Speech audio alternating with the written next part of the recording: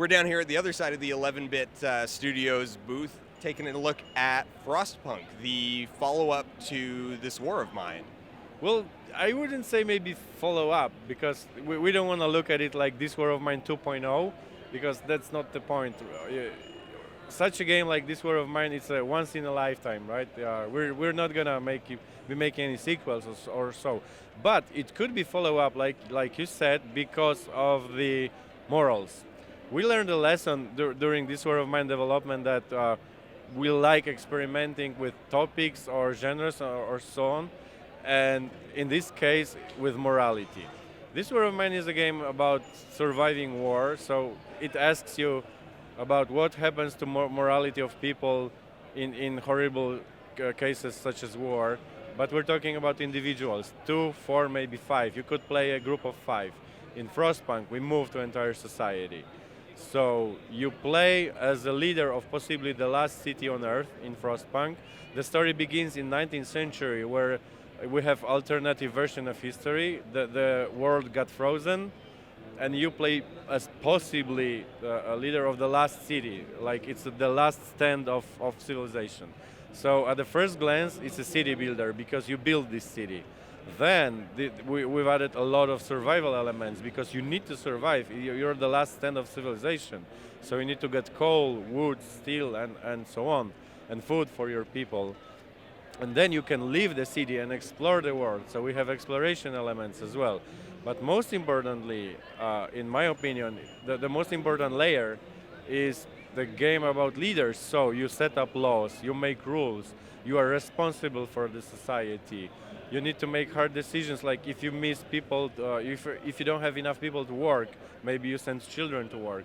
If a lot of people are sick, do you move others from getting resources to treat them, but then you don't have food, right? So maybe you leave cripples and not treat them. So as the leader, sometimes you have to make very brutal decisions, because at the end you believe, you see the light in the tunnel, which is surviving this harsh winter. So we in this game we experiment with morality of a leader. What is the cost of being a leader? Maybe what you see is and you believe is good is not good for the others, but maybe you're more clever. So this game asks you if you can foresee the future and be responsible for other people, if you think you can do that. So that's the challenge in Frostpunk, and as such, I believe it's a very serious game and is like a spiritual follow-up to this War of Mine. Looking at it, one of the things that I noticed about it was that you're sort of balancing two different forces, discontent and hope. And thematically, it seems to be about the push-pull between those two forces in society. Yeah, because people need hope. They need to believe there's the light at the end of the tunnel, right? So if you make a promise to your people, you need to fulfill the promise. Otherwise, they lose hope. So they need hope to be driven forward. You need to maintain hope, right? On the other hand, you have discontent, and if discontent is too high, people may go crazy and mutiny against you or open a rebellion, and you're going to lose as a leader. So you need to keep discontent relatively low, but sometimes you have to make harsh decisions, like sending children to work, for example, like I mentioned, and there's going to be, this is what makes people really angry. So you need to balance and think about each your move all the time.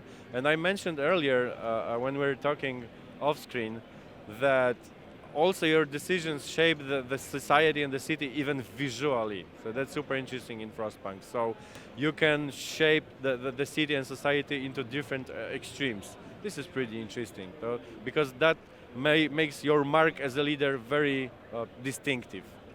So that also has a relation to the game itself, because the game has an ending.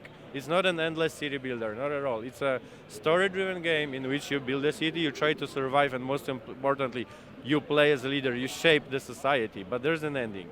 And at the end, you're gonna ask yourself, what kind of leader have I been? Now, between this War of Mine, the War Child expansion, and Frostpunk, it seems 11-bit is really aiming for like really heavy subject matter, and We do.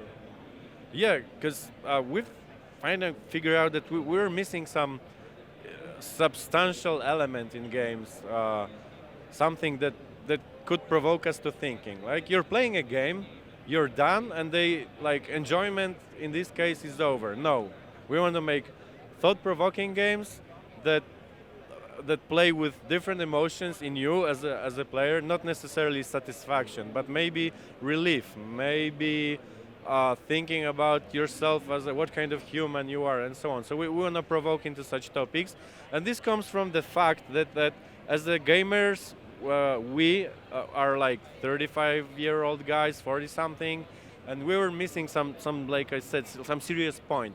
If you wanna, and let me relate it to film, for example. If you're in a mood, you watch a comedy.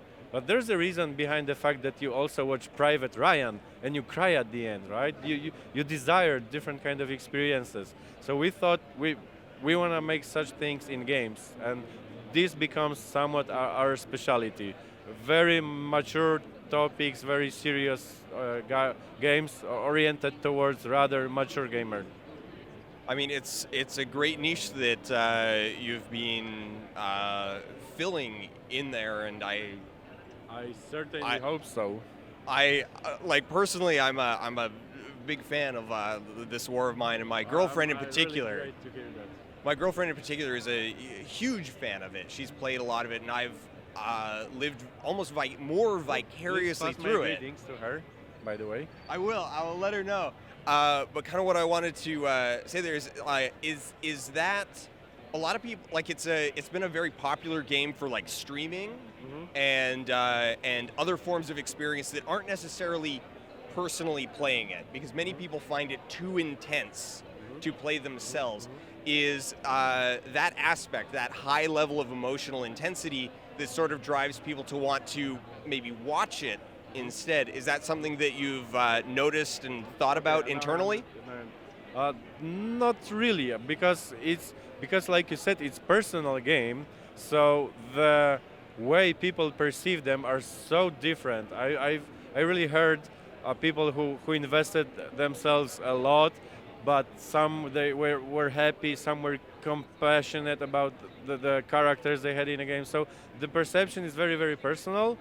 But on the other hand, yeah, I heard a lot of voices that, yeah, this game is so emotionally convincing that investing in it a lot means that I feel depressed at the end and so on, right? But on the other hand, what we wanted to achieve at the end of the game, with that when you make it, you feel the relief. This is the moment where depression goes somewhere away because there's the relief, right?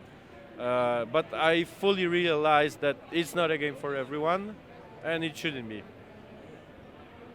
All right. What's sort of the timeline on Frostpunk? Where's it at, and when can we expect it on what platforms? It's a long journey by now because we started prototyping in early 2014. So imagine that after almost 4 years by now, we want to finish. So it should be out before the end of the year. We don't know a release date yet because we have approached similar like Blizzard. It's done when it's done. So we want to polish every pixel until it shines, every phrase, every coding, and so on, and it's gonna be out. But the plan is still to release it before the end of the year. Excellent. Thank you so much Thanks so much. for talking with me. And again, thank you for a good word, and please pass my greetings to your girlfriend. Maybe she's gonna watch it. So, what's her name? Laura. Laura. Thank you for a good word. I appreciate it from you. So, have a good one. Cheers, everyone.